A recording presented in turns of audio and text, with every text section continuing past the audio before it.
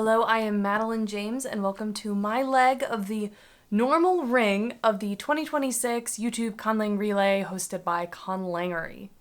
If you stumbled into this video, I will have posted the overarching playlist down below and the first videos that you can kind of start with.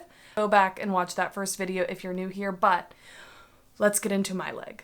Alright, so I am, as a caveat, a itty-bitty wee baby conlanger, which I think is important context. Despite my lack of experience, I agreed to not only follow a leg that is in sign language, which I know nothing about and do not speak any sign languages, but also a sign language that is based off Tokipona, which is a very minimalist language that I also didn't know anything about going into this. So yeah, it was an interesting choice. This is the document that I received for Lukapona, the sign language on top of Tokipona.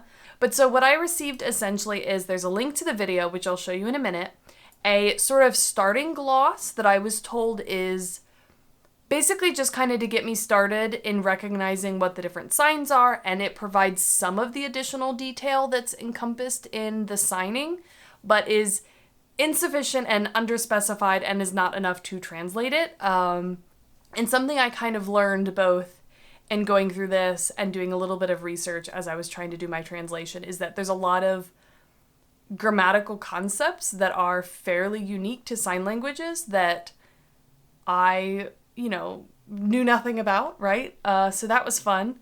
So this movement here, right?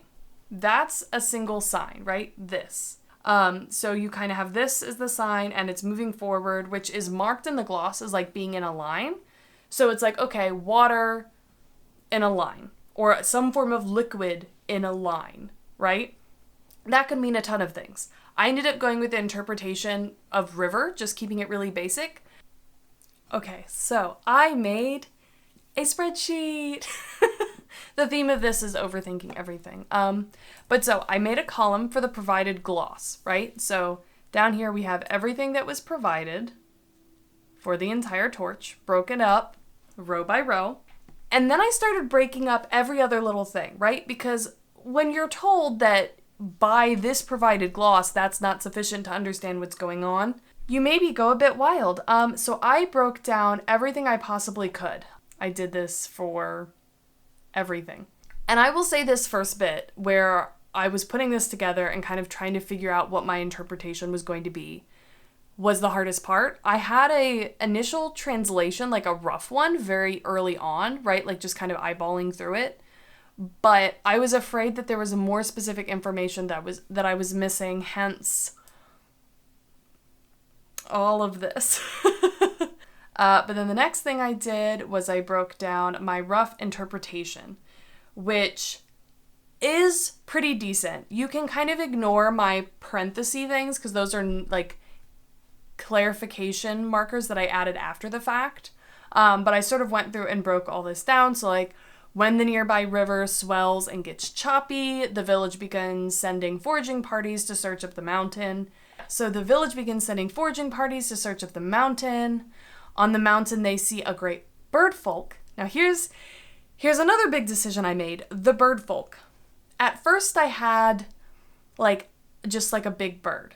Based off some things that happened later in the torch, I thought it makes sense that this bird was sort of given a level of animacy, or human sentience, to where I decided that it was a bird folk, right? Like some sort of avian creature.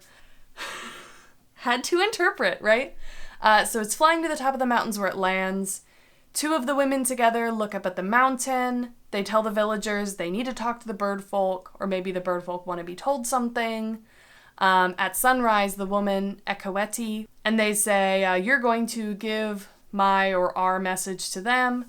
You go up the mountain, passing on the message as you go to the bird folk on the mountain, explain everything. And I think everything is supposed to mean like why they're on the mountain.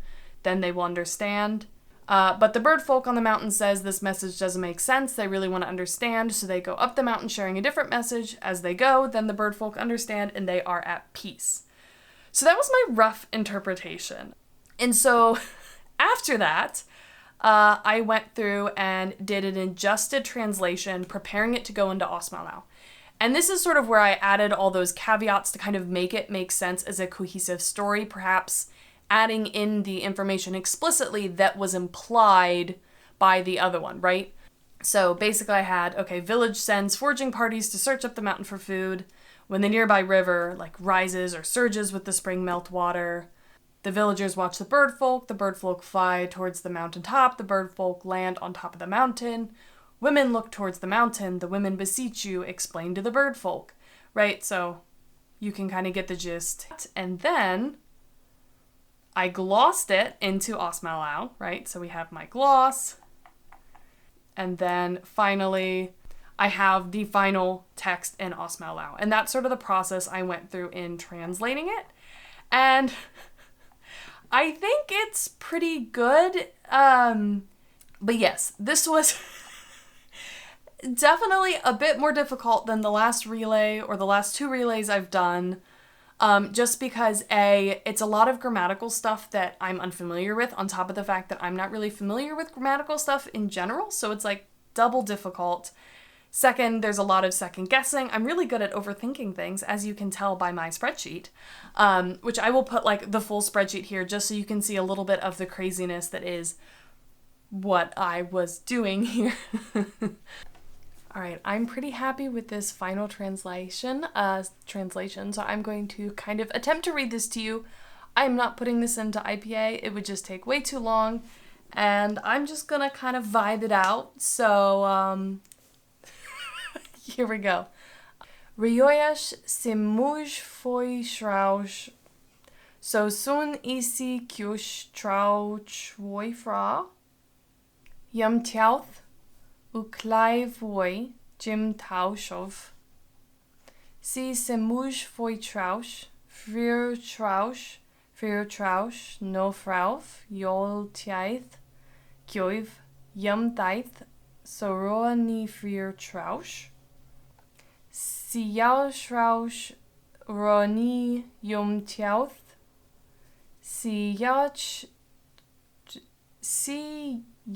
traush, nath duoi, jim frir trauf, mamiwan, jim si simuj foi trauf, ukawitish lal si yaush, ukawitish, si simuj foi traush, na maiwan, so shavin na tush, jim frir trauf, si simuj foi traush, na maiwan, shavina tush, jim frir trauf, drav yum tiaith, so nath va voi, nonath du sa joash voi, mamiwan, jim su simuj foi simshi nauth. Frir traush, kutui mami yul tiauth, frir traush, na nathva, na suti mami, simuj foi traush, frir traush, nathva voi, na shavi na mioi tush, drav, yum tiaith, sodava. That's what I got. All right, so then this is the torch I put together. You see this text up here at the top for Ausmoulau, the language of the spirits. And I don't think this is too crazy. Honestly, I have no idea how the person coming after me is going to do. The clause structures in this were a lot more complicated because that's a little bit more difficult because there is no explicit mechanism for explaining the relationship between different clauses. So you kind of have to infer it to an extent. I am adequately happy with how it went, I think. Yes. So I am going to have this linked to the next video in the playlist of who is basically receiving this torch from me to figure out how they do translating it back into English and then into their own language. And yeah, at the end, we'll get to see how this turned out. And Each of these rings, this is the normal ring, right? There's also like a hard one and the script one, I think. They're 3 parts of one story. I don't know which part this is, but we'll get to see what the overarching story ends up being at the end too, so check those out. And yeah, I'll see you in another video.